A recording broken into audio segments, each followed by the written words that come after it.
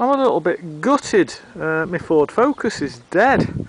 It keeps cutting out at me, and I've took it to 2 garages, and what they've told me isn't good. Basically it's an electrical, it's coming up on the fault code as glow plugs, and it's going to cost over £1,000, 1,500 to repair. For the car that's worth 500 quid now, it's not worth it. I'm a little bit sad to see it go. I do like that Ford Focus. I've had it since it was 6 months old.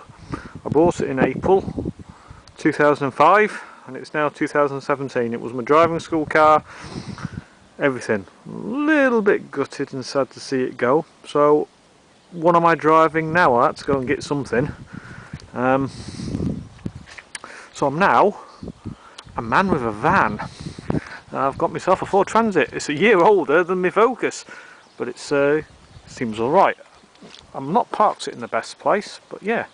One of the reasons why my Land Rover's off the road, and I've got an Ife Williams trailer, and it's got a tow bar on the back, so I can now tow my Ife Williams trailer. And Ford Transit vans, there's my trailer there, hidden behind the dustbins and everything.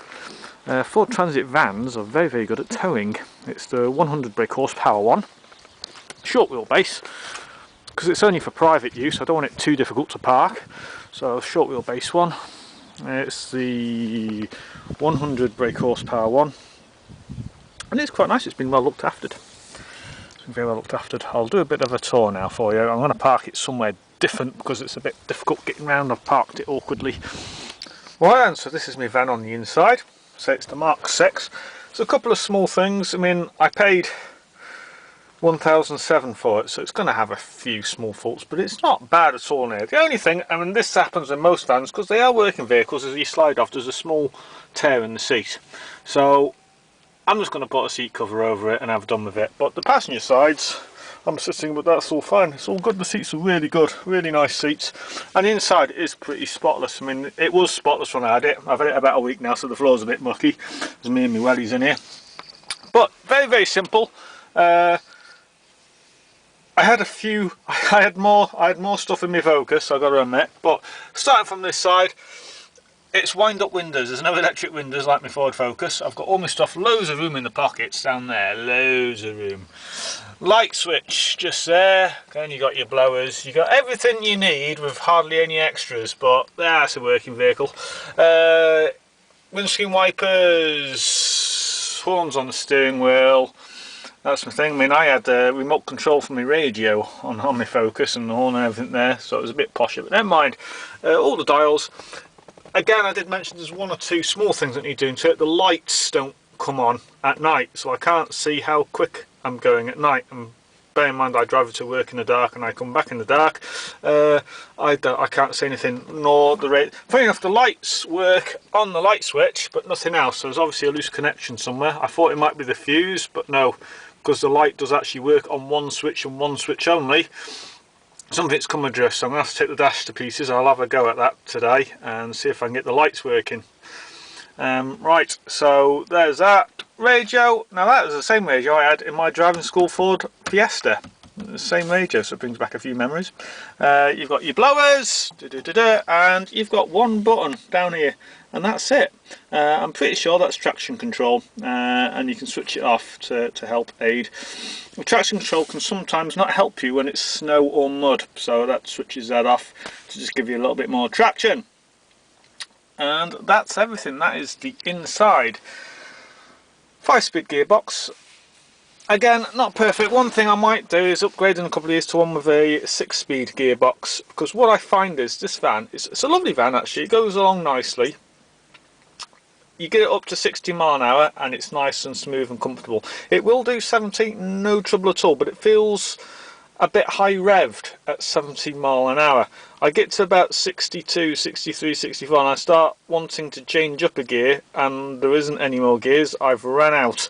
I'm already in 5th. So I could either draw a 6 on the gear stick, or in say in a couple of years time I think I might go up to the Mark 7. The Mark 7 I'm pretty sure has a 6-speed gearbox, so obviously they addressed it in the next one along.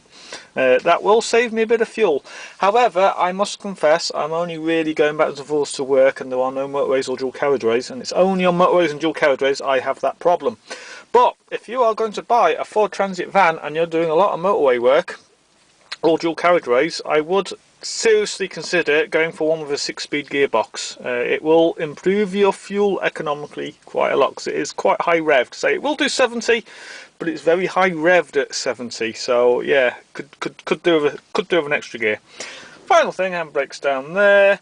Lots of storage down here. I've got my cup holders. The one thing I have got that my Ford Focus didn't is cup holders down here, which is nice. Actually, the Ford Focus had them at the back here.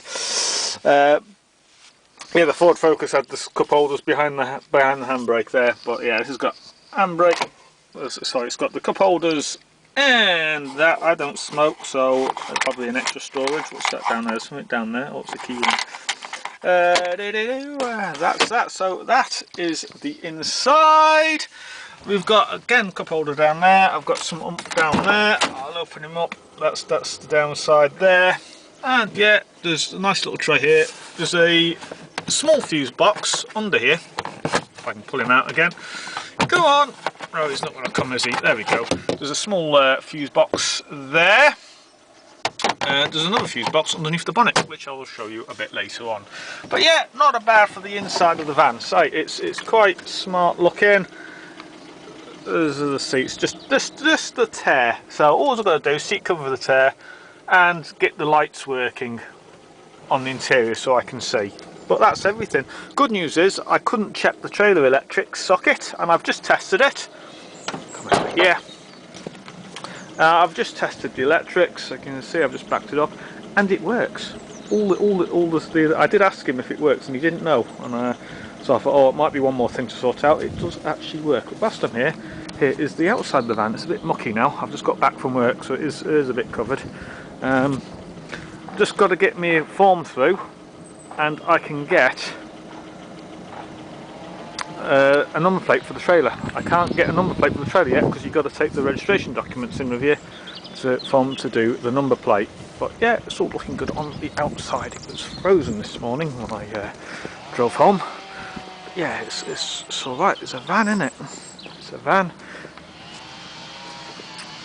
Looking good. I can't wait to do my first tow of the trailer. That trailer hasn't moved in about 7 years. Because my Land Rover's been off the road, I haven't had time to fix it. Well, Land Rover normally tows it. So when I get the Land Rover going, if I need to tow a trailer off-road, it'll be the Land Rover. If I need to tow the trailer on the road, it'll be the van. Right, let's go for a drive in it. So what's it like to drive? We'll give it a go. I've just brought it out to get a few things. I blew a fuse and I didn't have the correct size fuse, so I've just popped Alfred's. I've got myself some fuse boxes. I got myself a number plate for my trailer, which I'm going to be towing. I'm going to put him in the glove box. And I've got myself a manual Ford Transit. So this is the Mark 6. It went from 2000 to 2006. And Ford Transits were made in 1965 they came out, Ford Transit van. From 1972 they were made in Southampton, in the old Spitfire factory in Southampton. They were made then to about 2000, I think 2012 or 2013. So this one was British made. I like British made things. And well, the new one, I think from 2015 onwards, they were made. They're now made in Turkey. So if you buy one now, it's come from Turkey. But yeah, they're sold about 8 million worldwide, about 2.5 million in the UK. Good little vans. If you've got an old one from the 1960s, early 70s, it is worth a lot more than the new ones go off the forecourt for. They, I've heard of them going for about 40,000, the classic Mark 1s. And the Mark 1, the first transit vans, was going to be called the V series. And the top knobs, on the top, one of the top knobs, you saw the prototype, and it had transit written on it. And the name stuck, so they called it a transit van. And it was the first van. It was originally designed. It could take a 6 foot by 4 foot piece of ply. It's the only van that could do it. So the very good at doing things other vans can't do. They also last a bit longer as well. Parts last longer, which is a good thing. Especially these days, everybody chucks things away. And I hate the fact that my Focus has gone due to an electrical fault. And it's going to cost more, about 3 times what the vehicle's worth to fix the electrical fault. I hate that. I think it's a throwaway nation. I like things to last a long time. My Ford Focus is only 11 years old. My Series 3 Land Rover, when I brought it, it was 14 years old when I brought it. See, this is a year older than the Ford Focus, yeah. I like things to last. I like good quality, strong things, and the Ford Transit is that. It's good quality, it'll last. Driving around town, it's lovely. Can't wait to get your number plate on the trailer. I've got to put 2 new tyres on the trailer, the tyres are all cracked. It's a 4-axle, so it's a 2-axle, 4 wheels, but 2 of them. They were starting to go when I parked it up, and they're well gone now, so I can't take that on the road like that. I've got to do the tyres before I can move it. Otherwise I may be in a little bit of problems with the lure if I get stopped. Big cracks all the way around the tyre, big splits in there is. But yeah, through town it's absolutely lovely. Everything's as tight as a drum. I like it.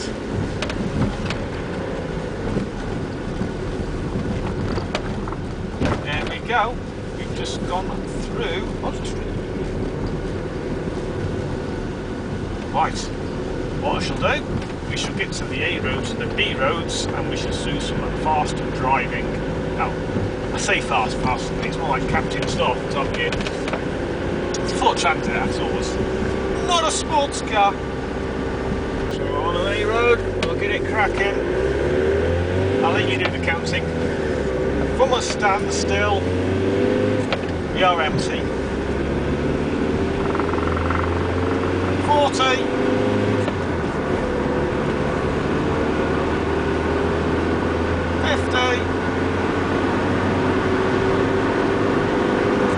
And 60. So it ain't that bad, is it?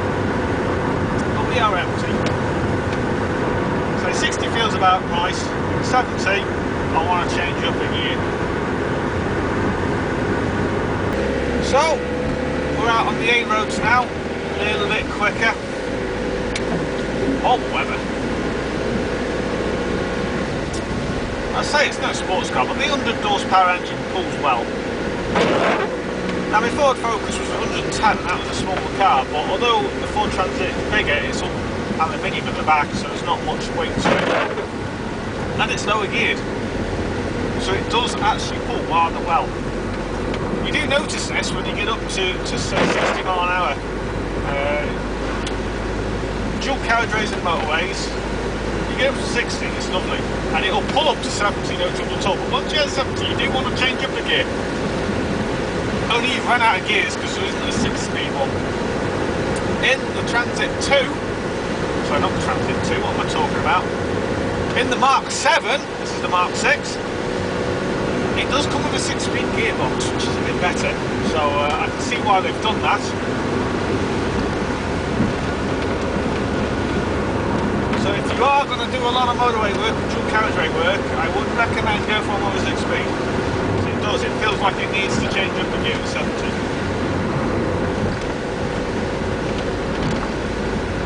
Got an interesting fact, a few things on the Ford Transit is in the 1970s. Scotland Yard said this is the vehicle of choice for bank robbers, as 90%, I think, roughly. I hear different figures. I hear 80%, 90%, 75%, but around about there. I've heard lots of figures over the internet. We're used in bank robberies as a getaway vehicle, so obviously it can't be slow if you're going to be using it as a getaway vehicle. But you bear in mind it is a van, it's never going to handle like a Ferrari. But this one, everything feels nice and tight as it should. It doesn't feel used or tired, it feels nice actually. It feels like it should when it comes out of the factory. That's 180,000 miles on the clock. Now Ford Transit vans, they are tougher than cars. They're designed to be worked, and they're designed to be worked hard. So they make them stronger. So if you buy one just for private use, in a way it's better than a car because it'll last longer. Again, so there's something else I looked up. I was fact finding on the internet. A Ford Transit, I don't know when this was, but a Ford Transit was once lost in snow. It's completely buried in snow, and they couldn't get to it for 6 months. When they finally got it out, it started first time. So they are tough and strong little workhorses, and if you use one just for yourself, it'll last a long time. Exceptions to the rule, of course, are if you buy a dog. You can do that, you can get knackered ones. Don't buy a knackered one. I bought this off of somebody who was an owner-driver. Now there's a difference there. Owner-drivers are going to look after them slightly better. It was a small business, and it was his own van. Obviously, you go to big companies that have hundreds and hundreds of transit vans, and they put monkeys in them and send them out, and they don't look after them. And then they've got a dent in every panel, and they're just, you know, driven with no oil in them, and all that. They're serviced. They do service them, but they don't look after them in between the servicing bits, and there's a long time in between services on these.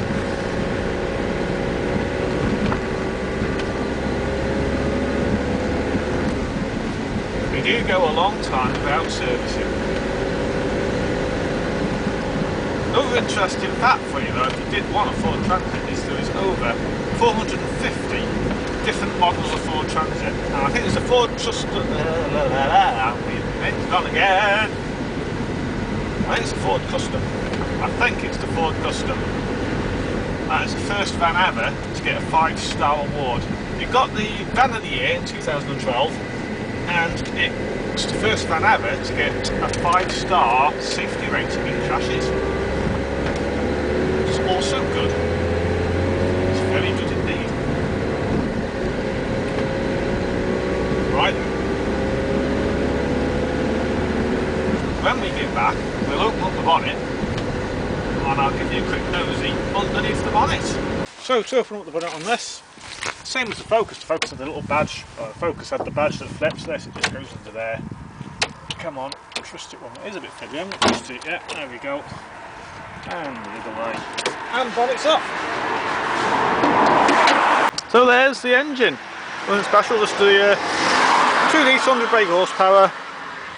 All the fluid bottles, all pretty extremely. Engine dipstick. Just make sure everything's between the minimum and maximum. Interesting thing on this, the battery on this is underneath the driver's seat. Similar with Land Rovers, the Land Rover Defender had it underneath the passenger seat. Now to jump start it, you've got this little thing here next to the fuse box. So that flips over, you put your positive end on that. You put the negative on an engine bracket or something, some sort of earthing. So say that would do nicely. Put the earthing on that, and that's how you jump start these. You can't actually put them on the battery. For the battery, if you want to get to it, it's underneath the seat, and all you do, pull the seat fully forwards. Come on, he's underneath there. He's just underneath there. You pull that panel up, and he's under there. I can't get the seat all the way forwards. Come on, he's a bit stiff. That said, I only paid 1,700 for it, so nothing's going to be perfect, is it? But yeah, if I had both hands free, I'd be able to pull that seat all the way forwards. So there we go. There is my little van. Right, thanks for watching. I shall be posting another video soon. I shall probably do one towing the trailer. So once I get the tyres sorted, we shall tow the trailer with it and see what it's like. We'll do a test run. Well, there is a bit of final good news. Although I said the Focus has died, it's not actually died. What it does is it cuts out, and when they put it onto the diagnostics, it's coming up glow plugs. Now we know it's not the glow plugs because the glow plug helped start it, it wouldn't cut it out. So there's obviously an electrical problem, perhaps connected to the glow plug, which causes it to cut out dangerously when you're doing about 60 miles an hour, and then you lose power. Well, you lose the engine, which in turn causes you to lose power steering, and then you lose about 70% of the brakes, which is dangerous. I was, because it's my driving school car, a little bit gutted. I've had it since it was 6 months old, with 8,000 miles on the clock. I've done nearly 200,000 miles on it. the thought of scrapping it, I know I'm a bit soft really, but yeah, I don't want to see it scrapped. It's my driving school car. I was very, very, very proud of my driving school. Unfortunately, the credit crunch put an end to the driving school, which is a job I loved and a career I was very proud of. But the Focus will live on. What it's actually doing is it's returning to its teaching people to drive. I'm giving it away, and it's going to teach my niece to drive on a farm. So it's going to be driving around fields. Not safe for roads, but bouncing around fields then, no problem at all. And I would rather see it do that than scrap it. So it gives my niece, who's about 13, something to drive. It's got dual controls, so they can control that. And it's going to live on. After my niece, well, I've got two nieces, so after it's finished with one, it'll probably go to the other. So yes, there's still a few more years left in it. It won't be on the road, it'll be bouncing around the farm in fields, but better than nothing. So the Focus will live on. Right, thanks for watching, and I shall post another video soon. Bye bye.